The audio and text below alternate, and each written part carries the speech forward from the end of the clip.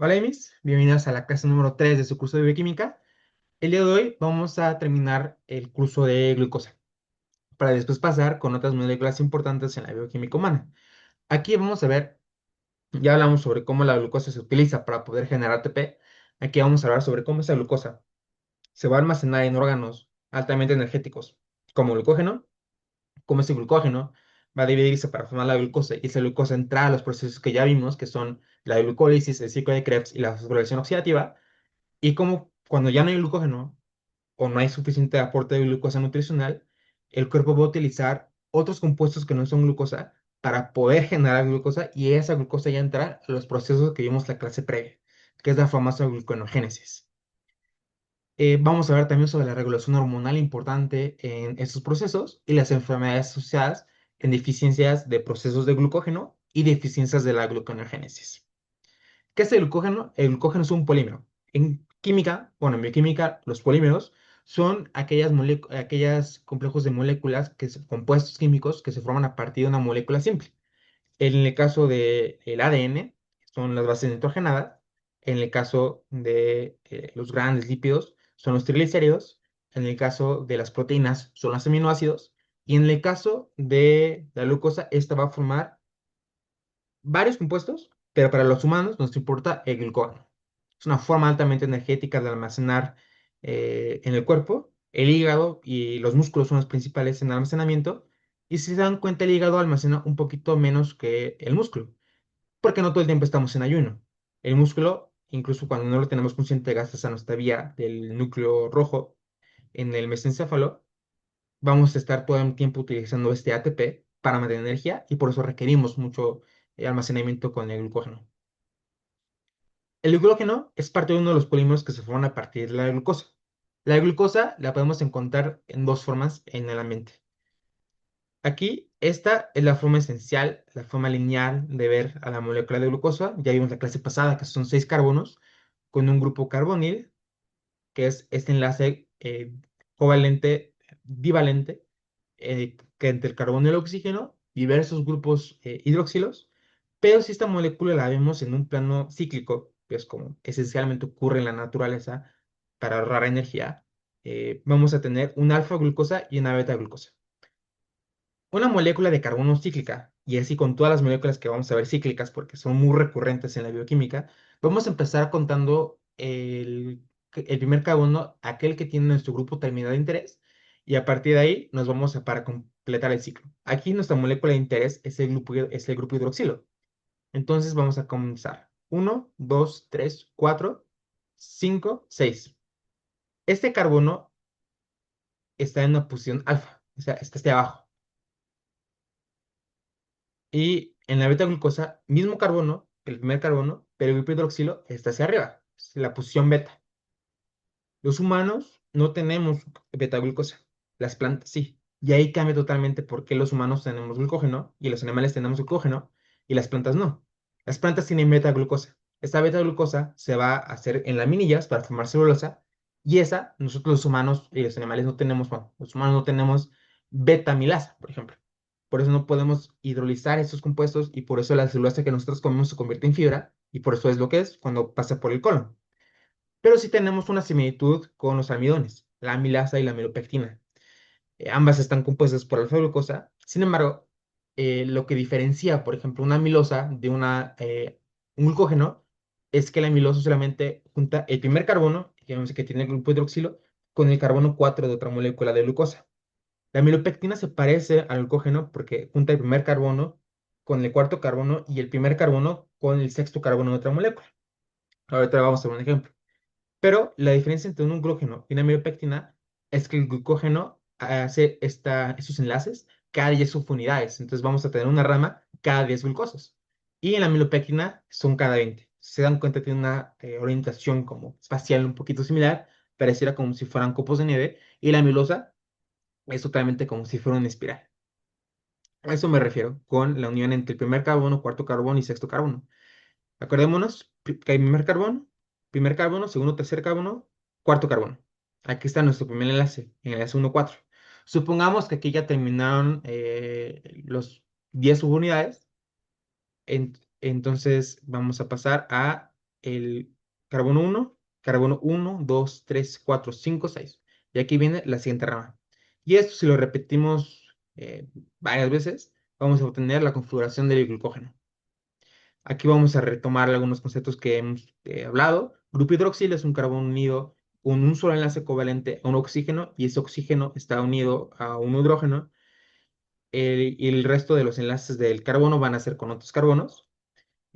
Tenemos aquí un grupo de carbonilo, que es un carbono unido con dos enlaces covalentes a un oxígeno, y tenemos los carboxilos, que no es el caso de la glucosa. Los grupos carboxilos, como lo vimos la clase pasada, con el lactato, con los ácidos cítricos, es lo que le va a dar a estas cosas el nombre ácido.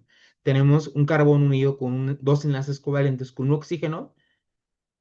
El otro carbono va a estar unido con este carbono terminal y el enlace que va a completar el octeto para este carbono va a ser con otro oxígeno. Que si cumple la valencia, pues va a ser un carbono unido a dos oxígenos, pero no tiene dos enlaces con este oxígeno porque este está completando su valencia con este protón. Y cuando me refiero con valencia es nada más saber que son los electrones que van a completar las órbitas de los carbonos para que esté estable. A eso me refiero con valencias, que es un término que no vamos a tocar, pero si lo vuelvo a repetir, es nada más lo que hace que un carbono esté equilibrado y tenga todas sus órbitas completas con los electrones que necesita. Cuando no tenemos esas valencias completas, es lo que hace que una reacción ocurra, para que este carbono esté en balance. Entonces, este oxígeno va a ser unido con este protón y este protón es el que se va a disociar para acidificar el ambiente. Es lo que hace que este sea un ácido. No es el caso de la glucosa. En el caso de la glucosa son estos de acá. Con el término de los triglicéridos o los fatty acids, ahí sí, ahí estamos hablando. Vamos a ver que tienen grupos carboxilos. Eso ya lo vimos. Tenemos humanos, alfa glucosa, que va a unirse cada 10 subunidades en carbonos 1 a 4, 1 a 6, para formar nuestro polímero, que es el glucógeno. Esto de aquí ya lo vimos la clase pasada. Tenemos del lado izquierdo de su pantalla la famosa glucólisis. Ya sabemos que la glucólisis va a ser un proceso anaeróbico donde esta glucosa se va a dividir en dos y va a formar dos piruvatos.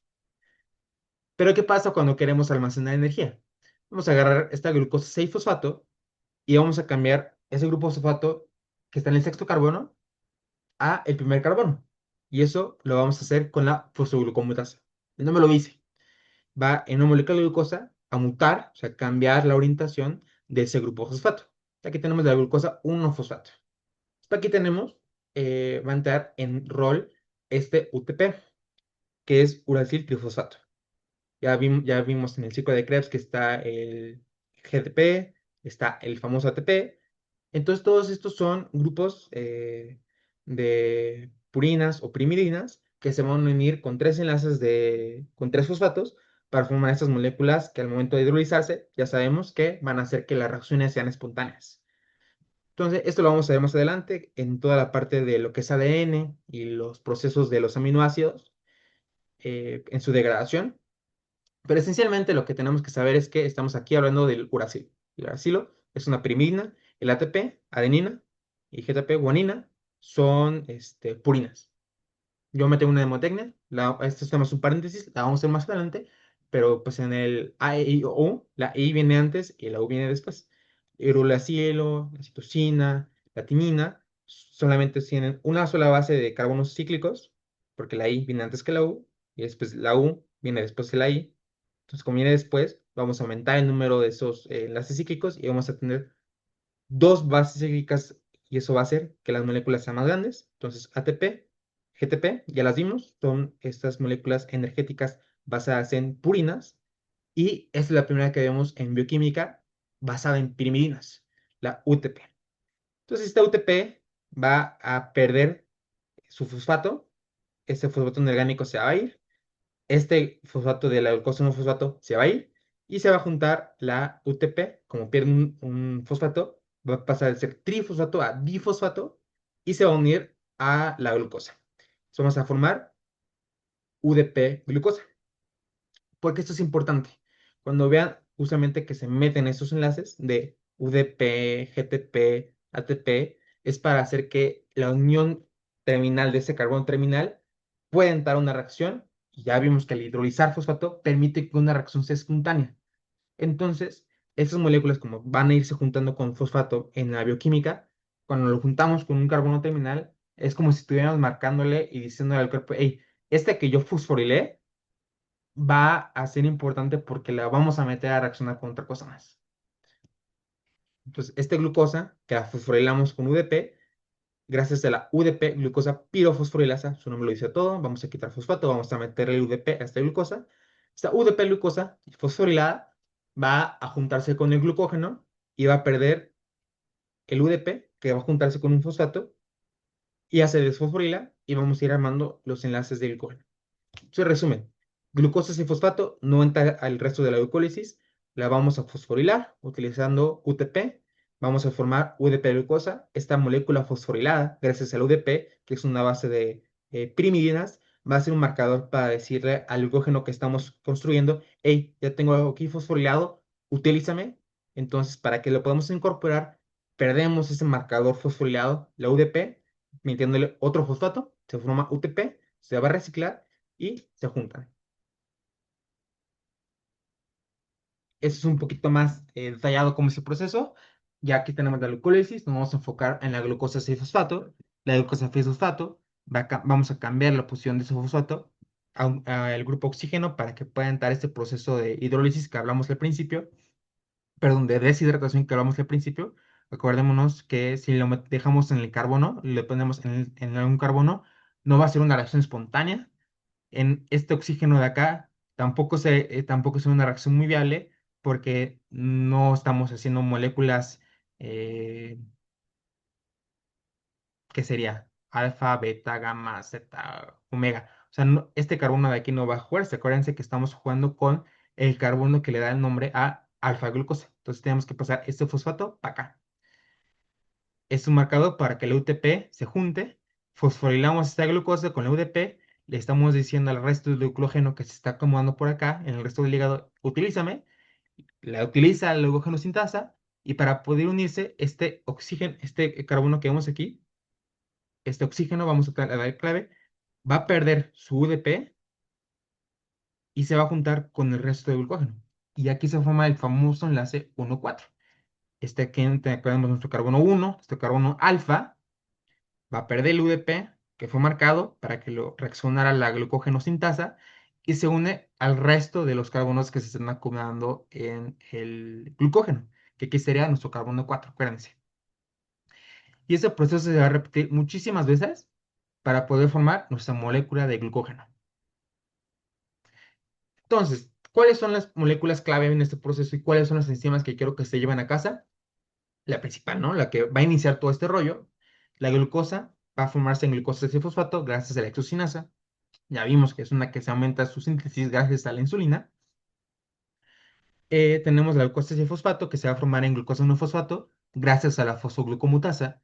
Esta glucosa 1-fosfato va a exigir al cuerpo que la fosforile. ¿Quién la va a fosforilar? La UTP, gracias a la UDP glucosa fosforilasa. Y como dice aquí el resumen, hace una activadora. Vamos a tener la glucogenina, que va a ser la enzima ramificadora, que va a estar al centro de nuestro glucógeno. Vamos a tener la glucógeno sintasa, que va a agarrar nuestro glucógeno, nuestra glucosa fosforilada gracias al UDP, y va a empezar a juntar, a armar nuestros enlaces alfa 1,4, y la transglucosilasa, que va a formar los enlaces 1,6 alfa. Y eso nos va a generar esto muy bonito copo de nieve de glucógeno. Bueno, yo lo veo como copo de nieve. Ustedes véanlo la forma que quieran. ¿Qué pasa cuando no tenemos insulina? Diabetes. Entonces, si tenemos una persona que tiene diabetes, esa glucosa no va a estar entrando a donde tiene que entrar. ¿Y dónde queremos que entre? Al hígado y músculo. Son los principales órganos que se empiezan a afectar en el famoso octetominos antes de formar diabetes. Esos son moléculas, esos son los órganos que se empiezan a afectar con la resistencia a la insulina. Si empezamos a tener resistencia a la insulina, vamos a tener defectos en la glucogenogénesis, o sea, en la génesis del glucógeno. Si no tenemos glucógeno sintasa, que es esta parte de acá, que es estimulada por la insulina, que de plano no está activándose con sus receptores tirosina sinasa, todo el proceso se pierde. Se va a perder la glucólisis, se va a perder. eh, la formación de glucógeno esencialmente. Y hay dos formas en las que se va a empezar a afectar el cuerpo en la resistencia a la insulina.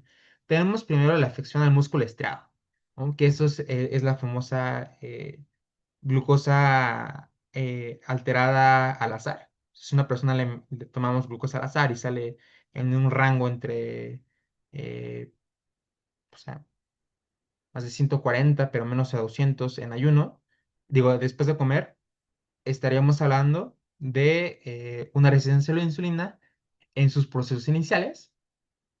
Y ya después, cuando se empieza a alterar el hígado por la resistencia a la insulina, ya tenemos la glucosa alterada en ayunas, o sea, la famosa glucosa que está entre 100 y 125, ¿no? La que es como típicamente en nuestras cabezas de primeros semestres, como la prediabetes. Entonces, si se dan cuenta, entendiendo el proceso de la formación de glucógeno, entendemos de dónde vienen las alteraciones de glucosa. Tenemos por una resistencia a la insulina inicial que nos va a hacer que tengamos glucosa por ahí flotando en el ambiente para que no se pueda ser utilizada apropiadamente por el músculo. Eso lleva a que haya, por ejemplo, alteraciones en la glucosa postprandiales, o en nuestro rango que hace que nuestra glucosa esté arriba de 140, pero menos de 200, en 2 horas después. Pero si esta alteración sigue siendo persistente, la resistencia sigue siendo persistente, se afecta al hígado y vamos a tener glucosa alterada en ayunas. Ese glucógeno no se está formando, no está entrando la glucosa de forma como tiene que ser al hígado, entonces la vamos a tener ahí libre y no hay reservas de glucógeno en el hígado. Y eso se ve en la famosa prediabetes que tenemos súper bien memorizada, con los rangos de glucosa entre 100 y 125. Ya después, 125 para arriba, en glucosa en ayunas, ya estamos hablando de diabetes. Entonces, ahorita lo que hemos visto es este proceso de acá, la formación de glucógeno. En la siguiente clase vamos a ver de la gluconeogénesis. Entonces, vamos a ver un poquito aquí. Este es un resumen de lo que hemos hablado. Tenemos la glucosa. La glucosa va a convertirse en glucosa 6-fosfato. Esta glucosa 6-fosfato se va a formar en glucosa 1-fosfato. Va a ser estimulada, va a ser fosforilada con UDP y esta molécula activada va a juntarse con el glucógeno. Aquí les dejo esta tabla para que la puedan ver con calma y la puedan estudiar, que es un resumen de todo lo que hemos hablado en diapositivas previas. Ahora vamos a hablar del otro proceso, el proceso inverso, que es la glucogenólisis, que se junta con la clase pasada. Entonces vamos a tener nuestro glucógeno, que ya lo formamos, estamos haciendo un proceso de ayuno, estamos haciendo un proceso eh, de alto uso energético, vamos a tener nuestro glucagón a todo lo que da, y este, con este glucagón lo va a hacer lo inverso a la glucogenogénesis, que es la glucogenólisis. Entonces, en resumen, nuestro glucógeno va a formarse en glucosa 6-fosfato y este glucosa 6-fosfato va a seguir nuestro proceso de síntesis de glucosa. Y esa glucosa va, acuérdense por el principio de Chatelain, nos falta mucho el sustrato, aumentamos los productos y si aumentamos los productos, vamos a aumentar el sustrato. Gracias a la termodinámica eso es posible. Cuando se nos acaban nuestras reservas de glucógeno, vamos a utilizar diferentes sustancias que no son glucosa, como el lactato y la alanina, que la vamos a ver en la siguiente clase, para así formar glucosa 6-fosfato y esa glucosa 6-fosfato poder formar glucosa y esa glucosa ir a donde tenga que ir para dar energía. Entonces, vamos a ir ahora al proceso inverso. Tenemos glucógeno. Ese glucógeno lo tenemos que fosforilar. Acuérdense que el fosforilando vamos a activar ese carbono terminal. Lo quitamos ese carbono terminal de las ramas que tenemos del glucógeno. Vamos a empezar a desarmar ese glucógeno. Vamos a formar glucosa no fosfato. En bioquímica, la mayoría de las cosas son reversibles. Entonces, así como tenemos la fosfoglucomutasa que nos permite mover de un carbono 6 a un carbono 1, esta misma fosfoglucomutasa nos va a permitir mover este carbono 1 a otro carbono 6 y glucosa 6-fosfato, agua pasa por mi casa y tenemos moléculas que ya conocemos. ¿Cuáles son las moléculas importantes y cuáles son las enzimas importantes que quiero que se lleven a casa? Tenemos la glucógeno fosforilasa. Antes habíamos hablado de una glucógeno sintasa. Ahora aquí tenemos una glucógeno fosforilasa que nos va a empezar a romper esas cadenas alfa 1,4. ¿Con qué? Metiéndole fosfato. tenemos la otra enzima ramificante, desramificante, que es lo opuesto a nuestra transglucosilasa, que aquí es nuestra famosa transferasa glucosidasa. Tenemos la fosfoglucometasa, que ya la conocemos, y ¿qué es lo que permite que tengamos glucosa 6-fosfato a glucosa? La glucosa 6-fosfatasa, que solamente se encuentra en el hígado. ¿Qué molécula habíamos tenido en el ciclo de Krebs, que es lo opuesto a esta? Esta acá, la exocinasa. ¿Qué estimula la exocinasa? La insulina. ¿Qué estimula su opuesto? ¿Qué es la glucosa 6-fosfatasa? El glucagón. Entonces, si se dan cuenta, todo es como lo opuesto, todo es un espejo. Entonces, ¿qué es lo que nos va a estimular este proceso de glucógeno? Insulina, para formarlo, ya sabemos que si se altera, genera diabetes. ¿Y cuáles son los órganos dañados antes de llegar a la diabetes? Aquellos que tienen mayor importación de glucosa para formar glucógeno, que son el hígado y el músculo. Entonces, cuando tenemos insulina, nuestra hermosísima tirosina sinasa va a activar la glucogenogénesis a través de la estimulación de las enzimas que hablamos previamente y va a inhibir la glucogenólisis. El glucagón va a estimular la producción de la enzima glucosa 6-fosfatasa en el hígado y así vamos a tener mayor glucogenólisis y menor glucogenogénesis. Y también el glucagón va a estimular la glucogenogénesis en episodios de estrés sobre todo. La adrenalina va a hacer sinergia con el glucagón, va a estimular la glucogenólisis y la gluconeogénesis. Y tanto el AMP como el calcio van a hacer procesos de retroalimentación negativa. Entonces la AMP va a estimular el glucógeno fosforilasa, que pues ya vimos la glucógeno fosforilasa, nos va a empezar a romper las cadenas 1,4 de nuestro glucosa alfa y el calcio va a estimular la fosforilasa alginasa, que es, bueno, aquí no la tengo, pero también es parte de todo este proceso de degradación muscular, bueno, degradación de glucógeno para función muscular. ¿Hay enfermedades de glucógeno? Sí, son enfermedades muy específicas. Si a mí me preguntan, no las he visto en mi vida, pero sí les preguntan en el iPhone. ¿Cuáles preguntan en el iPhone? A mí me preguntaban esta, la de von Firk. Todas estas de aquí son cosas que ya han visto. Glucosa 6-fosfatasa. Ah, ¿qué es la glucosa 6-fosfatasa? Pues es aquella molécula que nos va a permitir pasar que haya de glucosa 6-fosfato a glucosa. Entonces, ¿qué proceso estamos acelerando? La glucogenólisis. Entonces, ¿qué pasa si no tenemos glucógeno degradado? Pues nuestro paciente va a entrar en hipoglucemia severa. No estamos utilizando ese glucógeno de forma apropiada. Tenemos una acumulación altamente tóxica de glucógeno en el cuerpo, vamos a llevar a hipotomegalia. ¿Y qué pasa con la poquita glucosa que estamos teniendo por ahí? Pues va a entrar en un proceso de anaerobio y va a formar lactato. Tenemos la enfermedad de Pompe, tenemos la enfermedad de Cori, tenemos la enfermedad de Andersen, la enfermedad de McArdle y la enfermedad de Hers.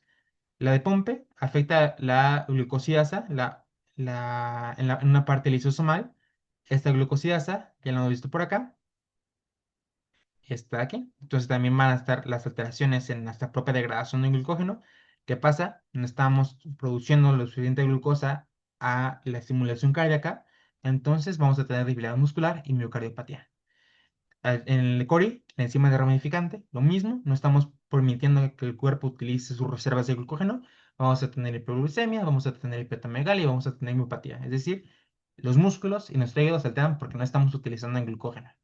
Andersen, igual enzima ramificante, le da la torre al hígado. McArdle, la glucógeno fosforilasa, que bueno, la glucógeno fosforilasa es nuestra ruptura esencial de las cadenas alfa, entonces tampoco estamos ramificando ese glucógeno y vamos a tener pacientes aquí, a comparación de los demás, solamente estamos afectando el músculo, entonces son niñitos que van a tener muchas miopatías. Y la enfermedad de Hers, la glucógeno también fosforilasa, pero ahora en el hígado. Entonces, tengan en cuenta las enfermedades en el hígado eh, por alteraciones en el glucógeno llevan a que haya hipoglucemias y que haya hepatopatías que pueden evolucionar a cirrosis. Con estas enfermedades del glucógeno afectan el músculo, justamente se llevan al músculo estriado y a los cardiomocitos. Entonces vamos a tener pacientes que van a tener alteraciones en tolerancia al ejercicio, van a tener alteraciones en la marcha y también van a tener alteraciones miocardiopáticas que no van a compensar el gasto cardíaco. Conclusiones del glucógeno. El glucógeno es el polímero basado en glucosa esencial en los animales. Es el que utilizamos para proveer glucosa hacia la sangre y que ésta se pueda mover donde tenga que irse para dar energía en lo que vimos la clase previa. La síntesis y degradación de glucógeno están mayormente regulados por nuestras hormonas pancreáticas, que son la insulina y el glucagón. El glucagón está en una síntesis y una sinergia con la adrenalina.